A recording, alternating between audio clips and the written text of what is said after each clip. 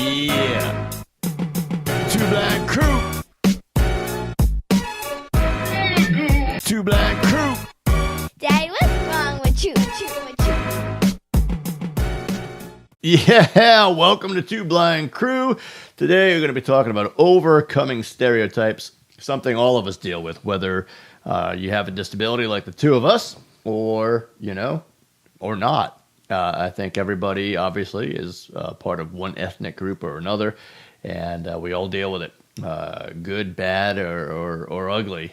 They say that stereotypes are rooted in at least the tiniest little bit of truth, and that's probably right in most cases. I know Greg and I toss the stereotypes around, but we mean it in good fun. Obviously, we're not being brutal to each other, but a lot of people can take it way too far, especially with the ethnic stereotypes. So, Greg, we want to get your input. We'll start with you on stereotypes. But listen, I know your background in the business world, and I don't want to hear about your favorite stereotypes being Sony or Onkyo or Hitachi or any of that stuff. So give us the actual. Oh, boy. I'm left. You're right. No, you ain't right. I ain't right. Somebody's not right. But seriously. Stereotypes, huh? Yeah. What are your thoughts on overcoming what others may say?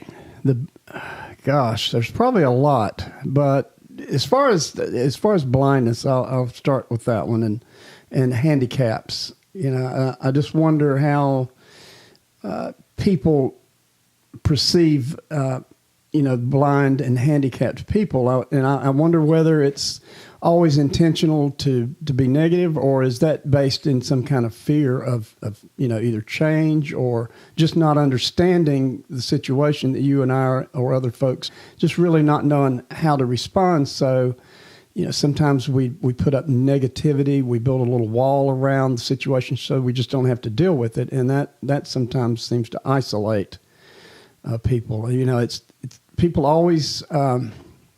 It's always a great example when I walk into a door or something, when I'm walking, oh my gosh, look at that poor man. But, it's just life. It's just part of what happens. And you and I do things a lot differently. So do you see that affects you? Do you feel people look at you differently whenever you exhibit your blindness? Well, yeah, especially back, my earlier days of being blind, when I would try the echolocation and screeching, like the bats do. That didn't go over well, and I found it kind of blackballed me. No, I'm just kidding. That's a lie.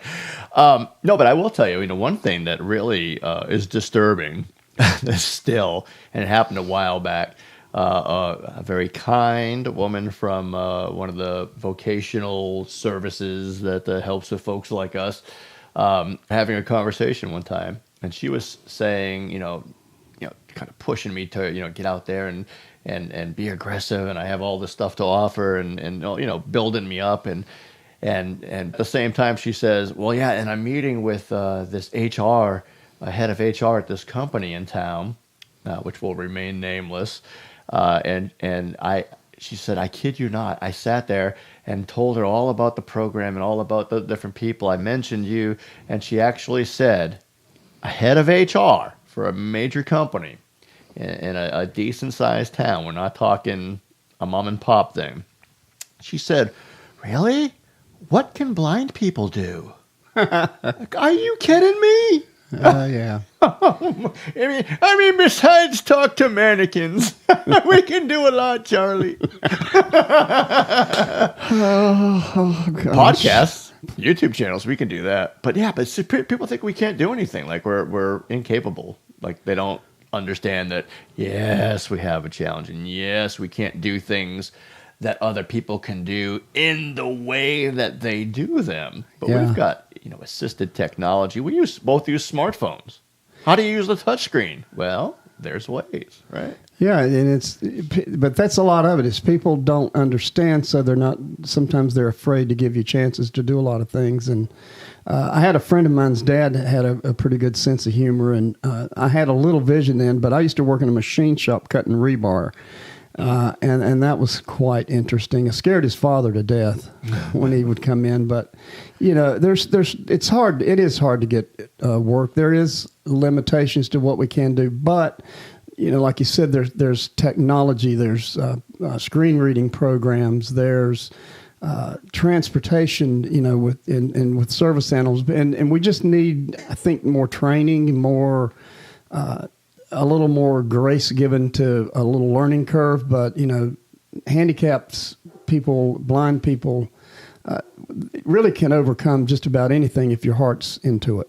That's right. And I'm just going to apologize momentarily. You guys might be hearing all kinds of barking. You might not. I don't know how good these microphones are, but I am hearing 2 guide dogs outside upstairs that apparently want in. So just ignore that. It's part of the deal, right? We're a package deal of 4 here, right? Yep. Seems to be. So it should be 2 blind crew times 2. That's right. Yeah, left 2 by 2. Left 2 by 4. I've taken a 2 by 4 to the head a few times.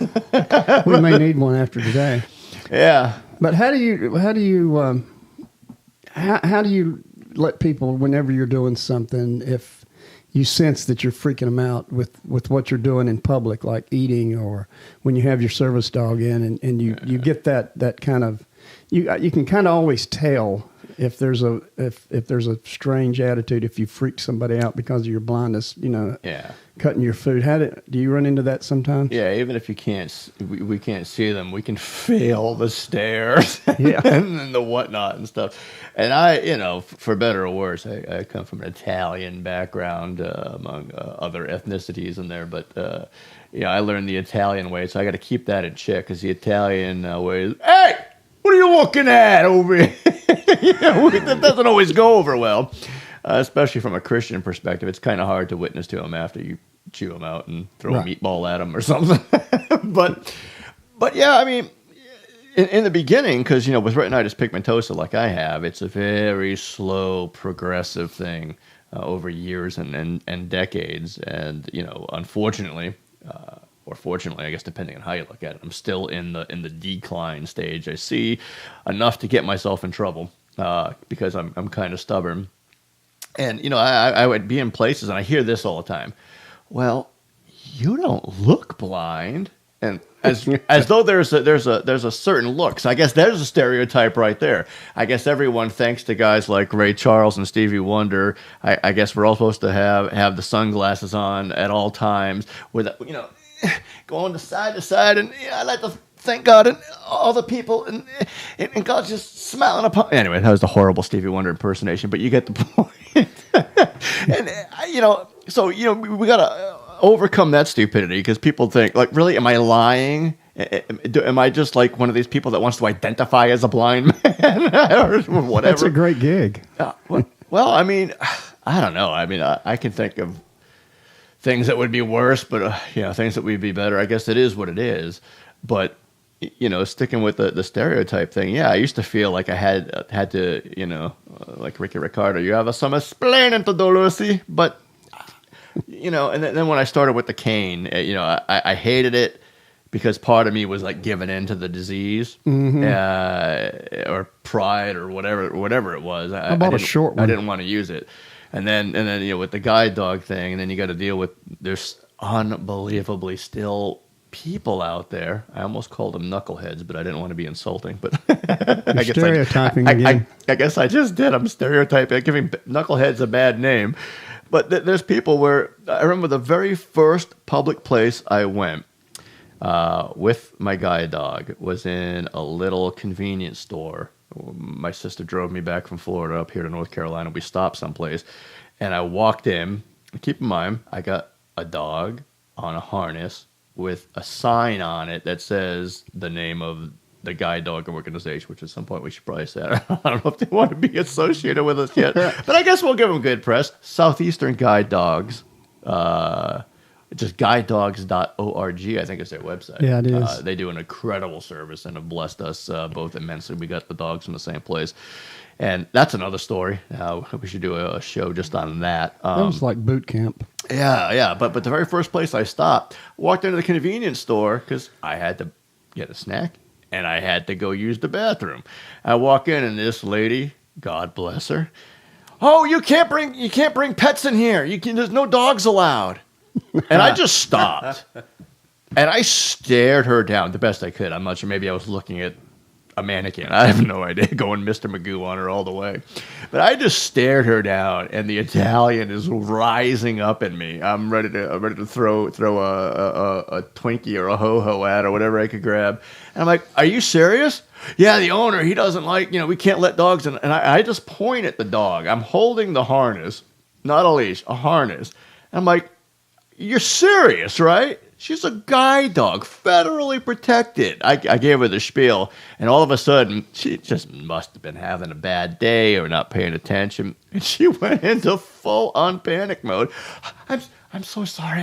It's just that that the owners had dogs in here before, and they eat stuff. I'm like, if my dog eats anything, I'll pay for it. But she's not going to do that. But seriously, they just... Yeah, I used to feel like I had to explain stuff, and then when I got the guide dog especially, I decided to go everywhere guide dog, or not guide dogs, but dogs in general aren't allowed, just for fun. And now it's just kind of like, I don't feel a need to explain anymore. No. I finally got to that place where I don't care. I can't see you anyway. I don't care. Just look at me, stare at me. If take a picture. I was always lucky. I haven't been confronted by anybody telling me I couldn't have Bob in. My dog's name's Bob, and I've never been confronted by that. But what really is hard to get folks to understand is they can't pet the dog while he's got his harness on, and there's a big sign on him, but people will. Whenever I hear, oh gosh, it's a service dog, I know lots about service dogs. That's when I cringe, because I know that they've got a piece of hot dog in their hand, or they're coming to pet. And I find that the children know the rules more than most adults, because I guess everybody just likes to pet a dog. And a child shall lead them. Have you ever done this? I don't think you have any Italian in you, but have you ever looked at someone when they're petting the dog and go, dude, are you blind too? The dog's got a son. No, I've never done that. I've wanted to do that, but you've never done that. I've told them. I said, "Oh gosh, you don't get poison ivy, do you?" And they'll go, "What?" And I said, "Well, I haven't bathed him yet. He was in a patch today. I've got to get that off." That's one way to do it. I have a couple of people who chronically, they know better, and they will not comply or cannot comply with the don't pet the dog thing when she has a harness on, or they don't come. I don't know what it is, but I actually threatened this person one time. I said, if you put your hands on my dog again, I'm going to lay hands on you and pray that the Lord helps you need a guide dog of your own. Uh-oh. You want that? Oh, no. And then I laugh and I tell them it's okay. I wouldn't actually pray that, just for anyone who's watching. That's terrible. But just try to make the point that they don't think it's a big deal. They don't realize that our life could be in jeopardy. They don't see it that way. But if they're used to cute little kids coming and petting them and feeding them every time you turn around, then when you and I are crossing the street and they see a cute little kid, and instead of keeping us alive, they go chasing after the kid, we're in trouble. But that's really why it is. It's not it's not really the we don't want you touching the dog mode. It's just protection. But that's I guess we've got off on a sidetrack. We're good with the rabbit trails. Did we tell you that we're ADD? Thanks for spending time with us at Two Blind Crew. On behalf of my daddy Jeff and Greg Greg McLaughlin, be sure to stop by our website, twoblindcrew.com. Follow us on Twitter at twoblindcrew, and like us on Facebook. See you next time. Can I have my money now? I'm serious. I want my money now. Mom!